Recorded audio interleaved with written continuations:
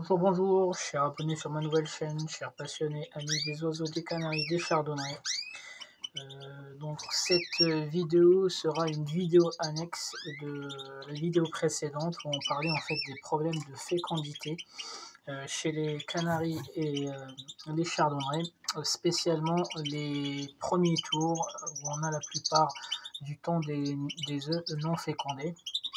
Donc j'avais parlé dans l'ancienne vidéo les raisons d'avoir ce phénomène-là, à quel moment on peut le détecter et surtout les actions correctives qu'on peut faire facilement chez nous et tout seul. À savoir que certains éleveurs, des fois, ils optent pour une autre méthode en fait, afin de garantir que les œufs sont fécondés. Qu'on appelle l'inséminisation artificielle. C'est tout à fait pareil que pour les humains, via un outil spécifique. Ce sont les tubes d'inséminisation. Donc ce tube-là, donc moi j'en ai fait un. Encore une fois, cette vidéo-là, c'est juste pour information, pour informer les abonnés et les non-abonnés de cette façon-là, enfin comment procède-t-on pour cette façon-là et pourquoi les éleveurs ils procèdent de cette façon-là au lieu de la façon naturelle. Donc je vais essayer de vous détailler toutes ces étapes-là. Et donc moi j'ai utilisé cette méthode de l'inséminisation artificielle pour faire de l'hybridation de différents types d'oiseaux, donc bouvreuil, chardonneret, tarin, linotte, etc.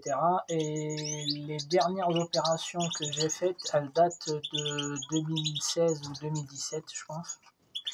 Et donc du coup, j'ai un peu d'expérience sur cette pratique. Par contre, je ne conseille pas. Je conseille pas les gens d'opter, même s'il y a des grands éleveurs qui utilisent ce genre de moyens. C'est un choix à faire aussi. C'est un choix, il a ses avantages comme il a ses inconvénients, comme toute autre solution.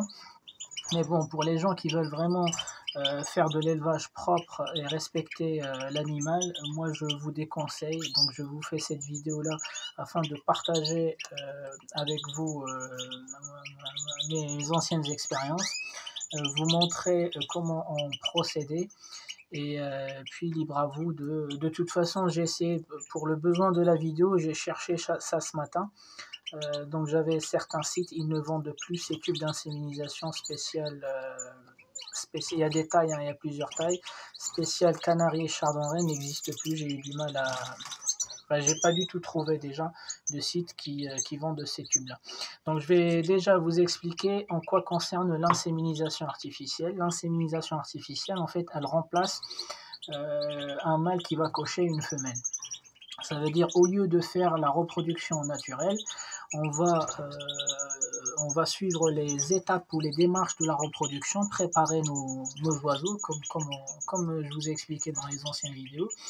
Et juste à partir du moment où la femelle a terminé le nid, en fait, on ne va pas attendre que le mâle ou la femelle s'accouple. Donc on va intervenir via ces tubes-là, qu'on appelle les tubes d'inséminisation. Donc il y a une réglementation. Je ne vais pas vous donner tous les détails pour éviter que les gens aillent acheter ce truc-là, hein. Encore une fois, cette vidéo, c'est pour vous informer de ce qui se passait ou ce qui se pratique aujourd'hui chez certains éleveurs pour sortir en fait des hybrides qui sont difficiles à obtenir par voie naturelle, ou même des gens ils les utilisent pour des chardonnerets, mais je suis pas favorable aussi encore à cette décision-là, ou à ces méthodes-là.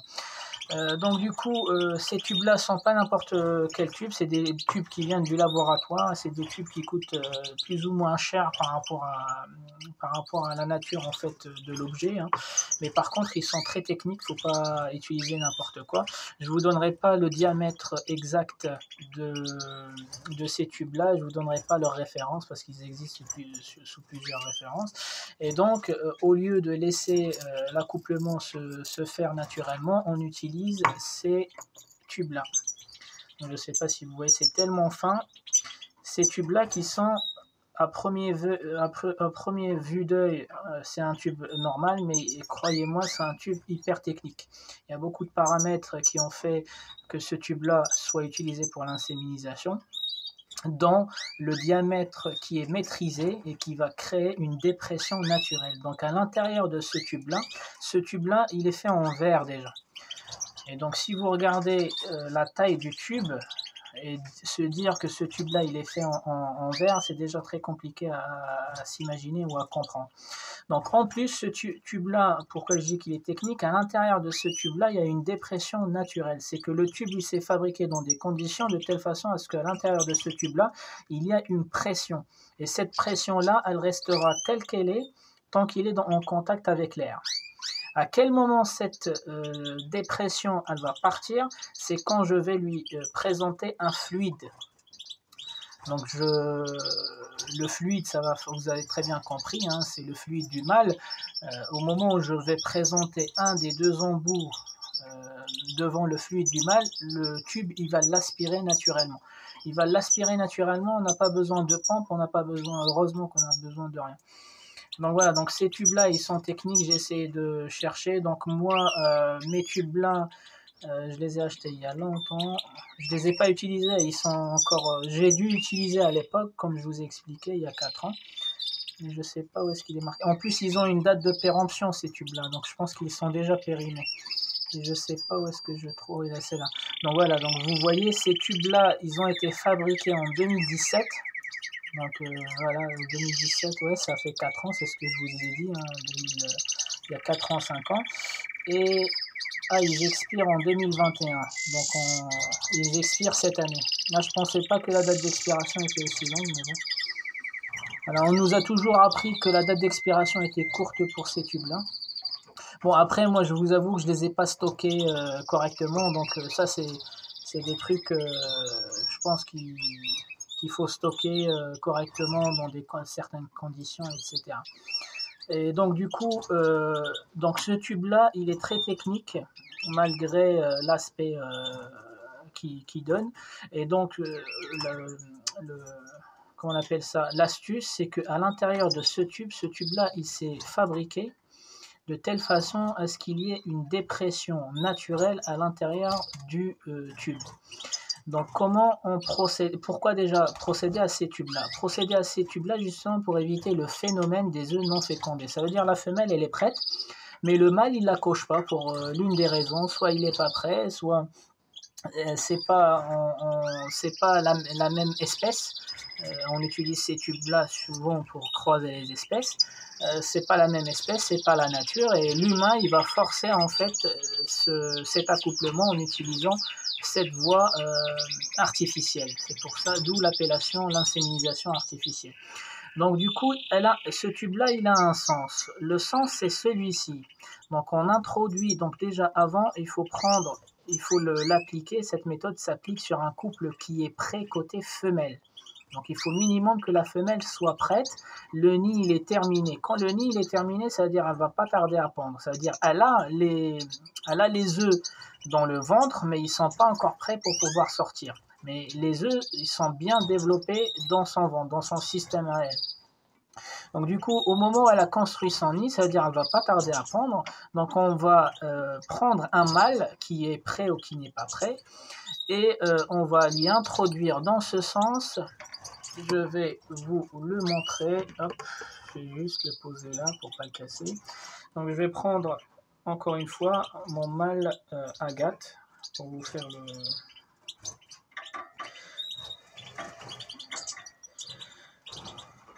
Donc voilà, donc on va dans un premier temps exciter le mâle en massant cette partie-là. Donc le cloaque du mâle, on va le masser. On va le masser jusqu'à ce qu'il se détende. Donc là, j'avoue que la position est encore filmée. Voilà, donc il faut le masser, il faut le masser. Une fois qu'il est massé, on a un sens pour le tube. Donc on a un repère, c'est le repère bleu que vous voyez ici. Donc il faut faire attention à pas blesser le mâle. Et on va l'introduire doucement en tournant droite et à gauche.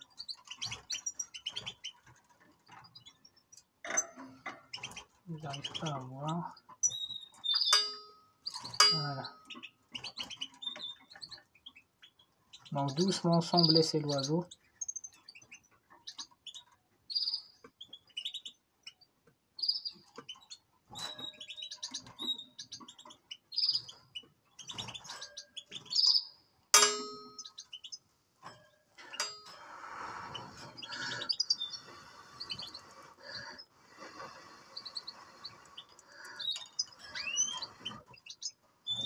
Voilà.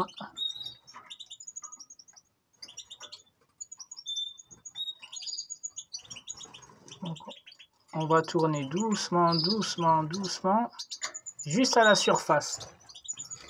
Donc, est-ce que vous voyez? Donc, rappelez-vous, la référence en bleu, j'avais une référence en bleu. La référence en bleu, elle a disparu. Quand la référence en bleu, elle a disparu, le petit trait en bleu, il a disparu.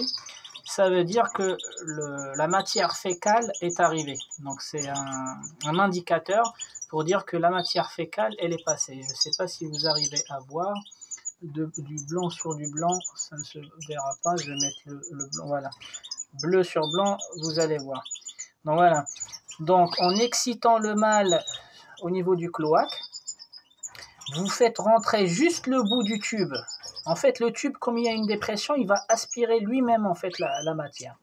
Donc, une fois que la matière elle est aspirée, l'indicateur bleu qu'on avait, il a disparu. Ça veut dire qu'il vous confirme que la matière fécale est bien rentrée. Et on injecte ça dans le cloaque de la femelle. Donc, sans simuler la femelle. La femelle, elle aura, comme elle est prête, elle aura le cloaque bien ouvert. Vous mettez dans le trou de la femelle, dans le cloaque de la femelle, et soit, moi je vous déconseille de souffler parce que vous pouvez mettre beaucoup d'air. Normalement il y a des pipettes, je sais pas, j'ai dû perdre la pipette ou la jeter. Il y a une pipette qui se vend avec, et vous cliquez une fois ou deux fois de la pipette, et le sperme, pas le sperme mais la matière fécale, en fait elle sera injectée directement dans le cloaque de la femelle. Donc, excuse-moi, je vais juste remettre le chardonneret dans sa cage. Hop. Voilà. Donc, juste pour résumer, donc cette méthode-là, c'est pour forcer que les œufs soient fécondés. Donc, il faut bien sûr des conditions. Donc, il faut déjà avoir une femelle qui est prête, qu'elle a construit le nid, elle a fini, elle est sur le point de pondre. Donc, sur le